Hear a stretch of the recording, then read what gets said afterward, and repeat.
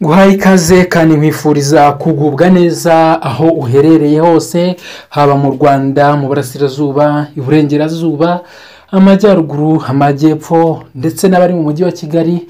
Mwese mbahaye ikaze kuri Burarahurwa TV kandi mbifuriza kugubwa neza.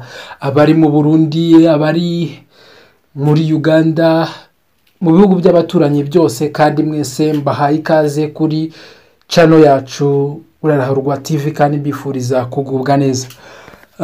Tugiye kurebera hamwe bimwe nanone kuri WhatsApp. Tugiye kugaruka kuri WhatsApp. Hari uburyo bubaho bwo kohereza voice note, kwa kuntu umuntu yohereza amajwi, kohereza amajwi ukoresheje nka gutyo, ukaza kuri chat yawe, ukajya kuri WhatsApp, ukaza kuri chat yawe ukazamura aka kantu gutya. Ahangaha gutya uba ugiye kugira ute kohereza amajwi. Ureba gutya uba wohereje amajwi. Noneho ngiye kukwereka uburyo noneho wohereza na video, uburyo wakohereza video. Uburyo wakohereza video rero nabwo bujya gusa n'ubu ngubu. Urareba ko niba audio uzamura aka mikoro gutya recording, ureba nako karimo recording, noneho warangiza ukohereza ubutumwa buragenda. Noneho ikindi kintu, noneho ushaka kohereza video, noneho ushaka kohereza video nanone ni biroroshye cyane nako. Reka tukarebe, ariko niba utarakora subscribe banzu yikore, maze aka kantu uze ukarebe uburyo umuntu agakora.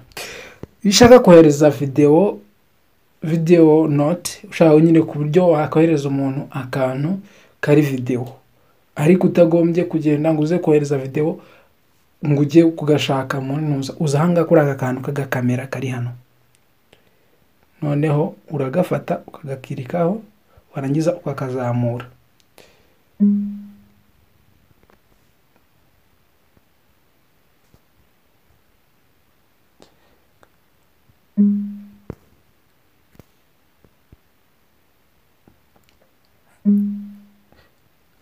Impamvu rero katari kugira nuko turimo turi codinga ibindi bintu, niyo mpamvu bidakoze, ariko reka nze mbikwereke bibaye.